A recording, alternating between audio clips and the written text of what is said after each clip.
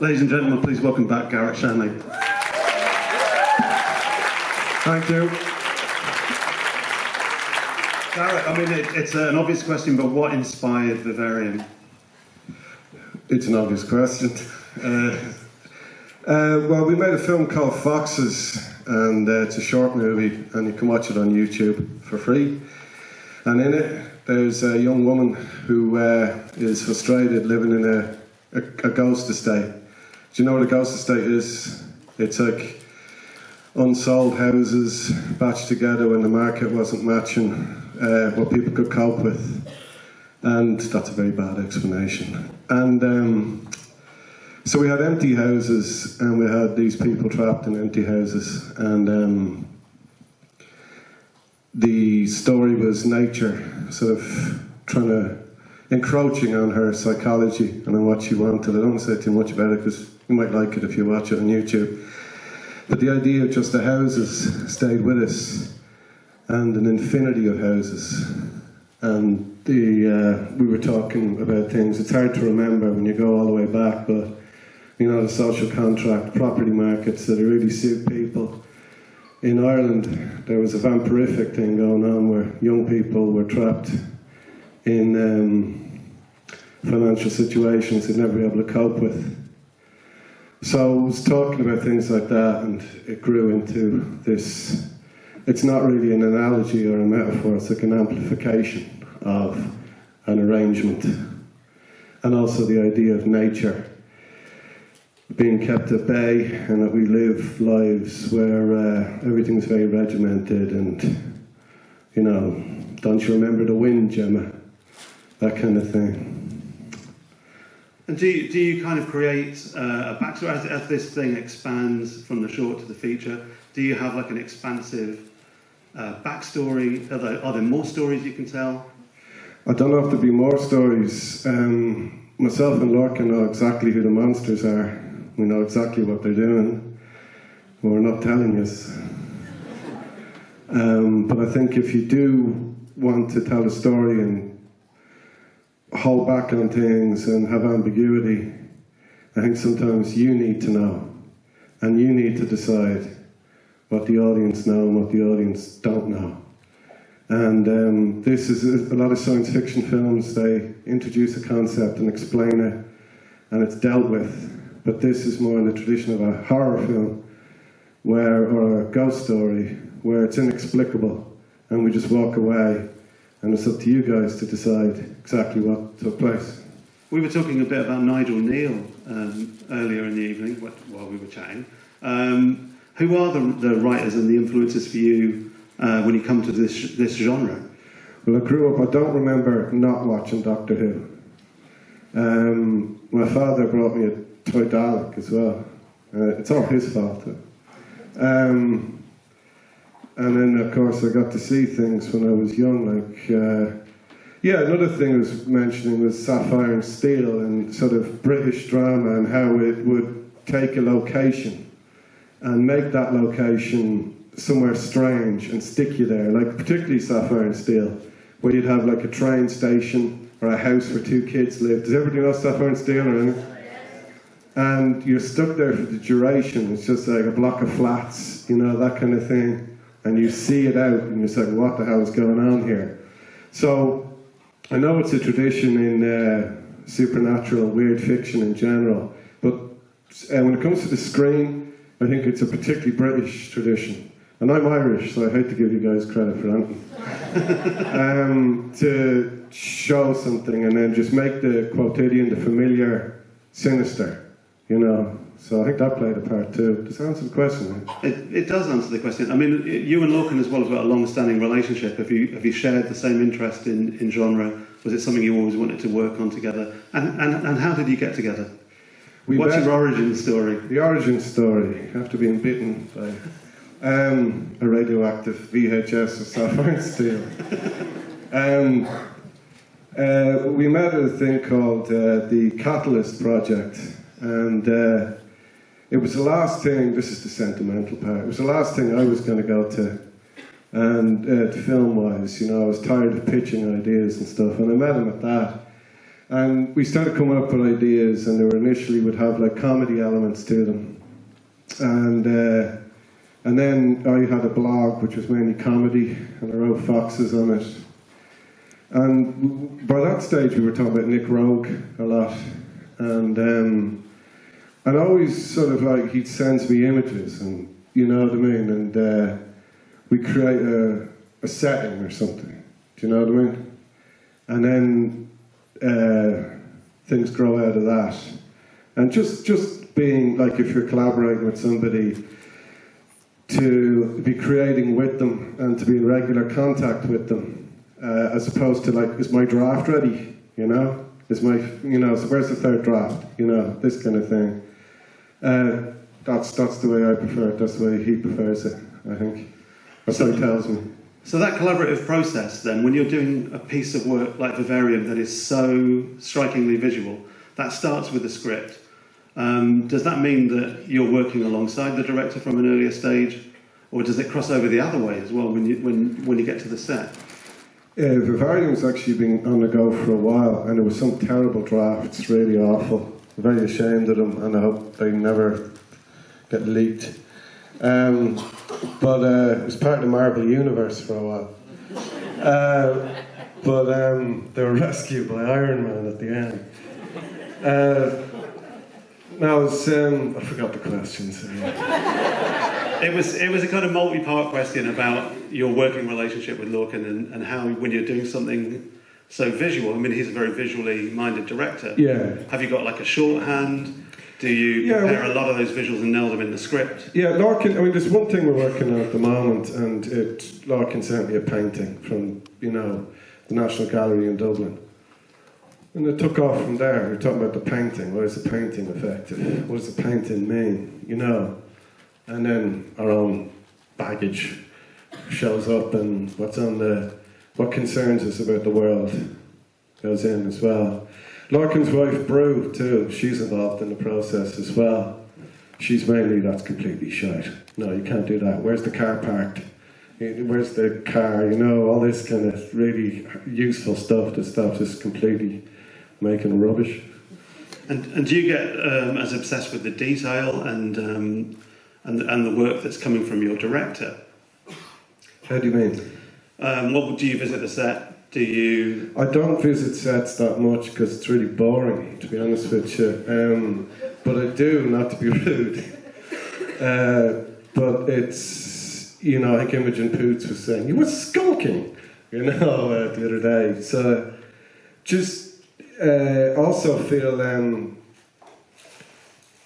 maybe I'm wrong on this, but initially at the start with foxes and stuff, I didn't want to be breathing down Lorcan's neck, you know what I mean? And, you know, he knows more about the actual shooting process and how things are going to be realised, you know? So it would depend, and, you know, if it's a set, like of just Vivarium and stuff, I'll go out and see what's going on and all that, but there's not much I can do at that stage. If a writer might be expected to do something if something goes wrong, if like the budget gets cut, or if, you know, one of the actors breaks a limb or something, you'll have to, you know. But really you're just out there being a nuisance and tripping over cables, you know. They let you? Yeah, no, they're always welcome, you know. What was the pitch like? I mean, you were talking at the intro about how bleak the project is. How difficult was it to pitch?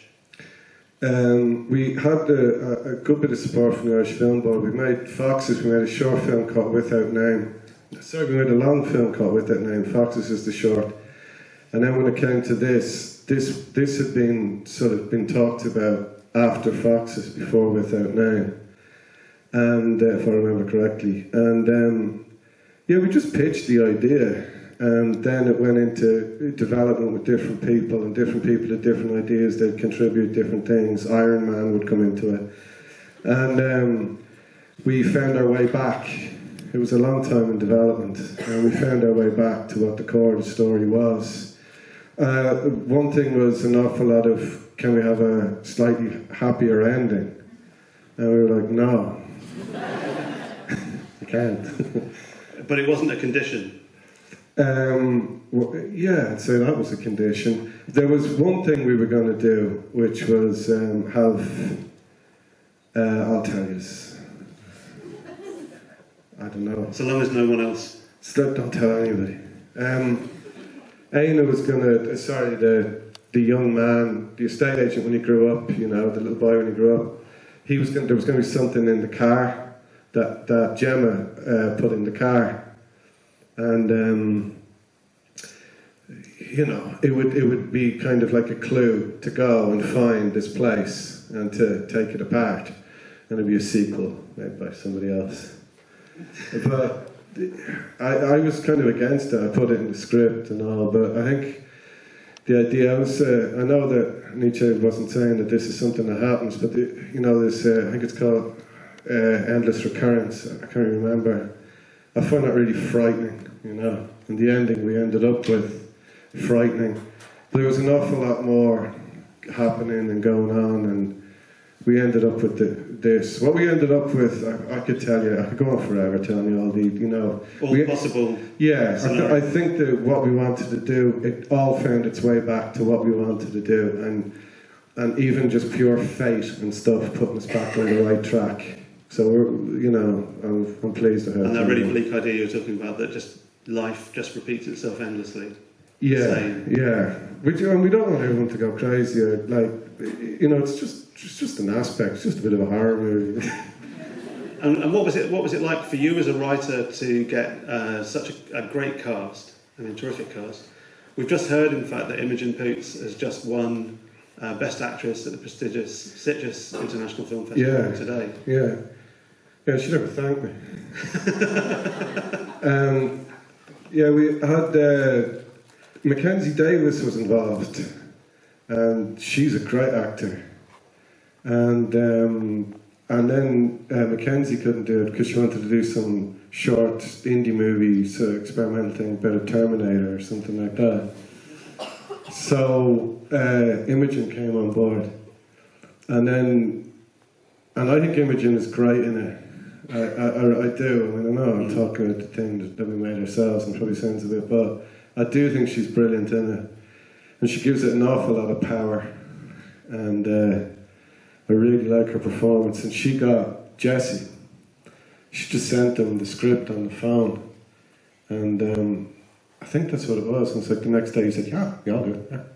So we got the pair of them, and it was good to cast Jesse against a little bit. I think he's a little bit against type in this movie, you know.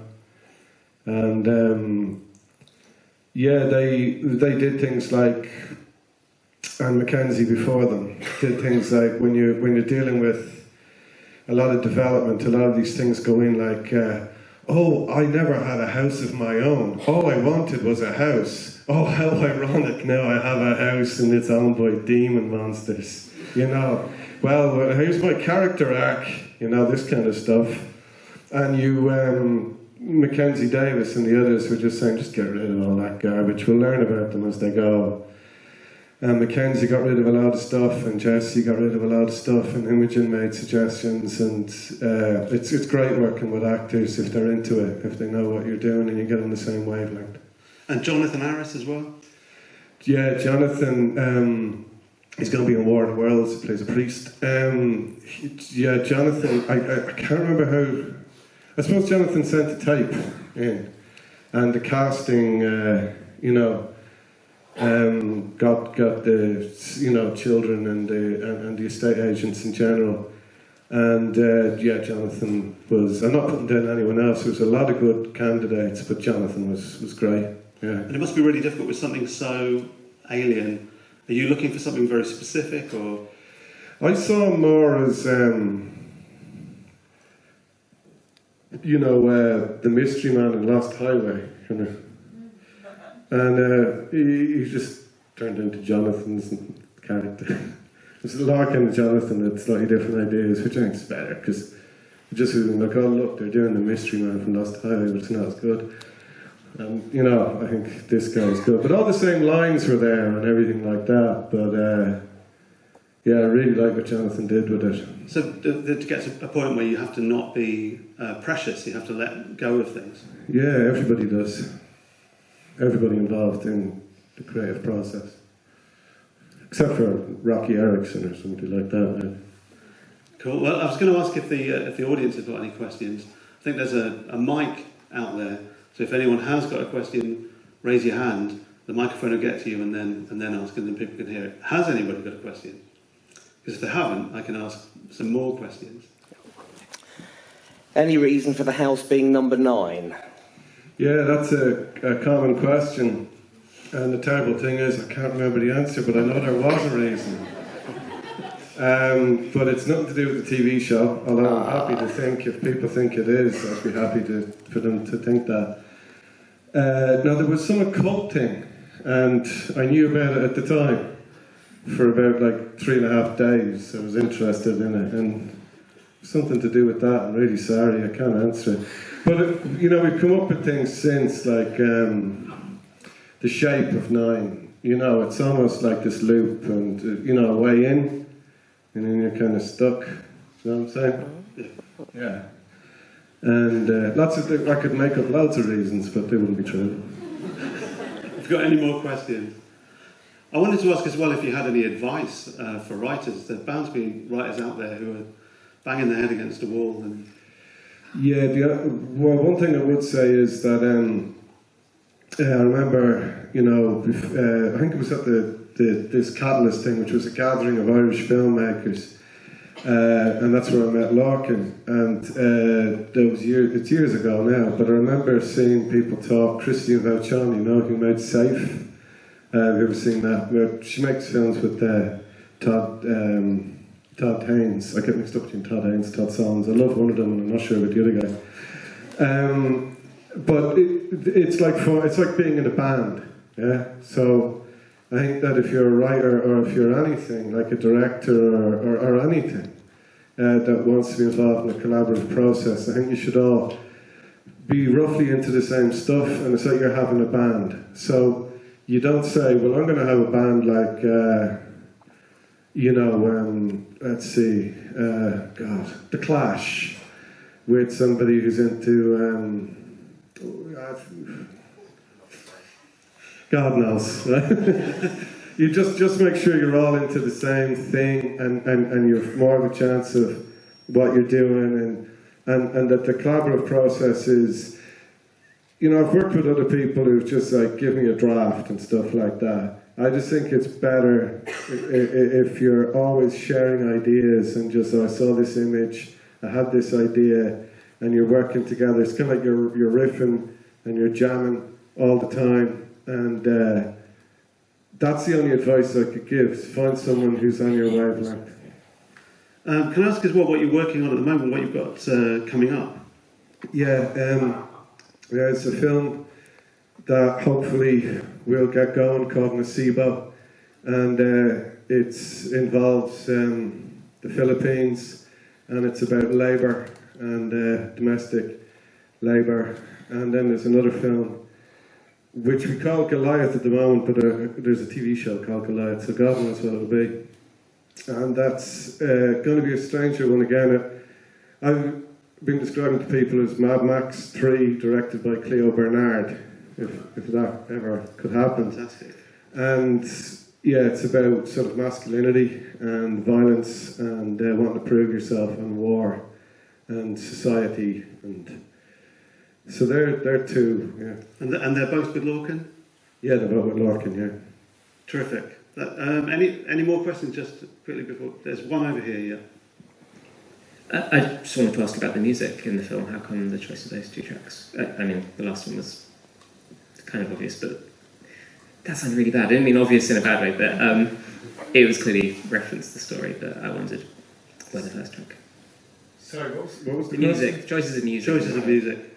Oh, you mean the actual songs? Yeah, we initially the incidental music, which is great, which is Christian, who did the music to lots of films. He's very good. But you're talking about Andy Livingston and that. we initially were going to have them that they were into punk, and then we just thought, oh, fucking punks, are just... so they're into ska.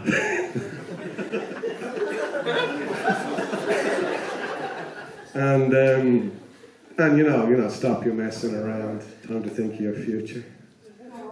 And then, what else is in there? The XTC song at the end. Well, that's pretty obvious as well. Sorry, I'm not trying to be sort of brush off your question. I'm just trying to remember, to be honest. Is there another pop song in it besides the two ska songs? I'd have to remember. God, my memory's really abandoning me recently, just for a little while, and then when I don't need it anymore, it comes back and goes, made a fool of you. Later on tonight, yeah. Oh, I know. Remember everything. If there are no more questions, there's one over here, thank you. I've got a question about the characters, because if you just like look at the out of context picture, it like tells a lot. My question is if was it like an intended depiction or comment on some kind of traditional family, because he like ends up working bare hands and she's more like falling on carrying the child and all that, or is it just like automatic writing? No, it's not automatic writing, which strictly is spiritualism, contact with the dead. But maybe it was, who knows? No, I understand the question, and I kind of, we'd like to leave it up to other people to interpret and stuff like that. But yeah, it's certainly, saying that there's presented to us one way of living your life as a nuclear family, and it's very different to communities that used to live together. We've lived together, and you go to different parts of the world and meet people who live together in very different structures. People who live with their extended families, people who live in communities. They might be materially poorer, and I'm not romanticising them, I've met them. I think that there's a certain nourishment in their lives which is lacking, and in an atomised suburban community. Also, I grew up in a suburb, so, but when I grew up in a suburb, in the old days when we watched Sapphire and Steel, the streets would be teeming with kids, you'd be running up and down, and now, they're like, it's very empty. And atomization and stuff, I don't be moaning about the modern day, there's pluses and bonuses to everything, but it's alienation, atomization, and people left to cope with their own problems in their houses, and it can be hellish, particularly if bad things are happening in a family. I hope that makes sense. It does, thank you. Just one very last question, and then we're going to have to wrap up for the evening and go back to our atomised lives. I'm in the middle of buying a new house. I'm hoping you've got some words of wisdom for me. Buying a new house, words of wisdom. I've been accused of living in a hammock in the woods, but actually I've ended up back in the suburb, close to the suburb I grew up in, so this horror is real. Watch out. Have you ever thought about becoming a New Age traveller? On that word of advice, thank you very, very much, Garret. Thanks a lot for coming. Thank you. Cheers. Thank you for coming.